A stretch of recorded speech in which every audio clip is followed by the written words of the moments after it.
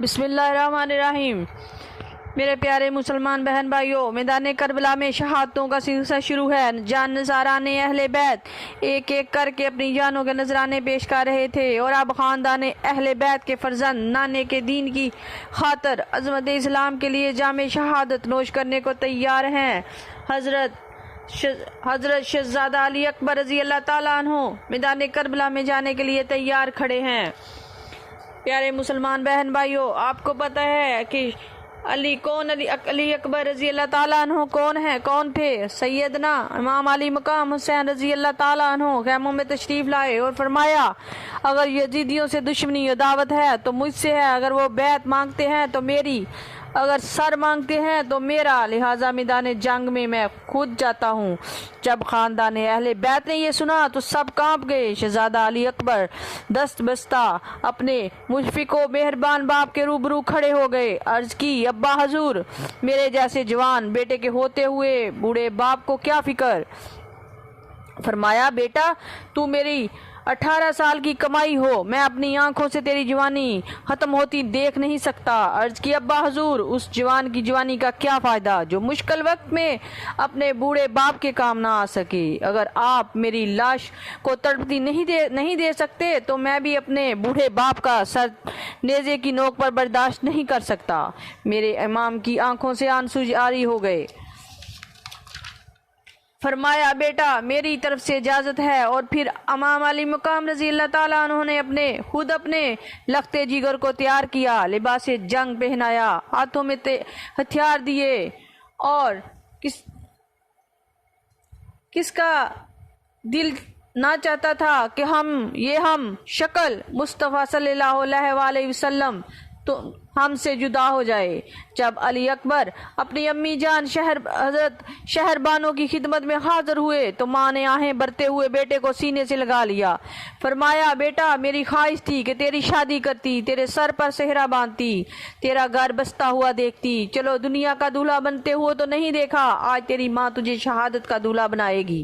یہ کہہ کر ایک گٹھری کھولی، اس میں سے ایک پرانی سی پگڑی نکالی، جسے دیکھ کر سب نے چوم لیا، کیونکہ یہ نانا مصطفیٰ صلی اللہ علیہ وسلم کی دستار مبارک تھی۔ تو میرے پیارے مسلمان بہن بھائیوں، ماں نے وہ پگڑی 18 سال کے جوان علی اکبر کے سر پر رکھ دی۔ دل تو تڑپ گیا۔ فرمایا، بیٹا ماں کی طرف سے دولہا بن گئے ہو، اور اب جاؤ شہادت کا جام نوش کر کے شہادت کا دولہا بن جاؤ۔ بلاخر آپ میدان کارزار میں جانے کے لیے جب گھوڑے پر سوار ہونے لگے تو رو پڑے۔ امام علی مقام نے پوچھا، بیٹا کہیں میدان جنگ سے ڈر تو نہیں گئے؟ عرض کی، ابا جان ڈر اور خوف کی کوئی وجہ نہیں، روتا اس لیے ہوں کہ جب ہم مدینہ سے چلے تھے تو میں بہن سغرا سے ایک وعدہ کر کے آیا تھا کہ میں تجھے ساتھ لے جاؤں گا، مگر علی اکبر سے وہ وعدہ پورا نہ ہو سکا۔ ابا حضور آپ سغرا سے کہہ دینا کہ وہ مجھے معاف کر دے۔ امام علی مقام کی ہچکی بند گئی۔ فرمایا، ٹھیک ہے میں کہہ دوں گا، اب جاؤ اللہ کی سپرد۔ اکبر اپنے باپ کو آخری سلام کہتے ہوئے اس انداز سے میدان میں نکلے جیسے کوئی شیر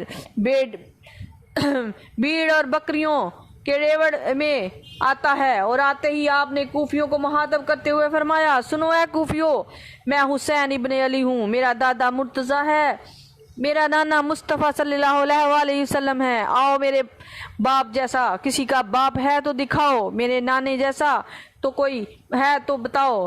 امام کے 18 سال کے جوان علی اکبر میں جب دشمن کی طرف نظر اٹھائی اور ذوالفقار حیدری کو چمکایا، ادھر عمرو سعد اپنے لشکر سے پوچھنے لگا، یہ سوار کون ہے جس کی صورت نظروں کو خیرہ کر رہی ہے، جس کی ہیبت سے بہادروں کے دل کانپ رہے ہیں؟ انہوں نے کہا، یہ حسین کا بیٹا علی اکبر ہے، اور اس کے حسن و جمال کی وجہ یہ شبیہ مصطفیٰ صلی اللہ علیہ وسلم ہے۔ کاش کہ وہ یہ سوچئے کہ ایسے جلیل القدر مہمان کے ساتھ یہ سلوک کرنا کہاں کی وفاداری اور کہاں کی مسلمانی ہے۔ لیکن ابن زیاد کے وعدوں اور یزید کے نام و کرام کے لالچ نے انہیں آل رسول صلی اللہ علیہ وسلم کی عظمت کو جاننے سے اندھا کر رکھا تھا۔ آج بھی کچھ لوگ ہیں جو اہل بیت کی عظمت کو نہیں سمجھتے۔ پیارے مسلمان بہن بھائیوں، ان کی شان میں توہین آمیز अमेज लफ्ज बोलते हैं, शायद ये भी इन्हीं की नस्ल से हैं। उधर शहजादा अली अकबर ने ललकारा है, कोई बदबख्त मेरे मुकाबले में आने वाला, मगर इन बेवफा और अहले बैत के दुश्मनों में किसी को भी जुर्रत नहीं कि आपके मुकाबले में आए। अली अकबर ने ये फिर नारा मारा और फरमाया, है मरदूदो, अगर औलाद फातिमा के खून की प्यास है तो आओ। मगर किसी को हिम्मत ना हुई, इसलिए कि वो जानते थे कि इसके बाजुओं में भी अली शेर खुदा की ताकत है। आपने जब देखा कि इन दुनिया के कुत्तों में से कोई भी सामने नहीं आता तो खुद ही घोड़े की बाग पकड़ी, एड़ी लगाई और बिजली की तरह लश्कर यजीद पर हमलावर हो गए। जिस तरफ भी बड़े यजीदियों को तबाह करते गए, कभी मुंह पर चमकते तो उसे मुंतशिर कर दिया, और जब मैसरा पर पलटे तो सफ़ों की सफ़ें दरहम बरहम कर डाली। दुश्मनों के सर मूली गाजर की तरह तन से जुदा हो गए। बहादुरों की हिम्मतें टूट गई, कभी नेज़े की ज़रब, कभी तीरों की जनकार, तो कभी तलवार के वार। सख्त धूप में जंग करते करते जब प्यास महसूस हुई तो सवारी की बाग मोड़ी और सीधे इमाम बरहक के कदमों में अर्ज की, या अबाताहू अल आतश, ए मेहरबान बाप, एक घूंट पानी का मिल जाए। अर्ज की, अब्बा हुजूर, अगर शिद्दत प्यास के वक़्त चंद कतरे हलक को तर करने के लिए मिल जाएं तो ये फातिमी शेर इन जालिमों को सफ़ाए हस्ती से ख़त्म कर दे। शफीक बाप ने अपने बेटे अली अकबर के चेहरे से गर्दो गुबार साफ किया और फरमाया, बेटा, तेरे बाप ने सारी ज़िंदगी तेरी ख्वाहिशात को पूरा किया है, मगर आज मेरे लिए तेरा ये सवाल बड़ा अजीम है। लो पानी तो नहीं, मेरी ज़बान ही मुंह में लेकर चूस लो।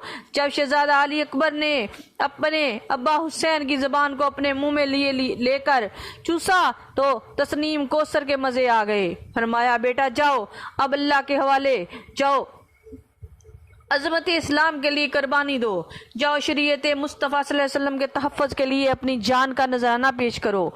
वो देखो जन्नत की हूरें हौज़े कौसर के जाम लिए खड़ी इंतजार कर रही हैं।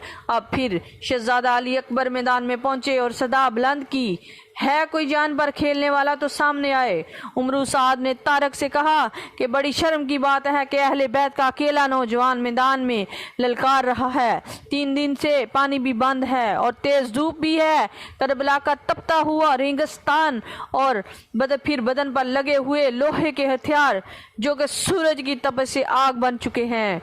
भूखा है, प्यासा है, धूप में लड़ते लड़ते थक भी चुका है, मगर फिर भी इसमें बहादुराना और मुजाहिदाना दौड़ धूप है। तुम्हारी इस शुजायत तो बहादुरी पर अफसोस है। अगर कुछ गैरत है तो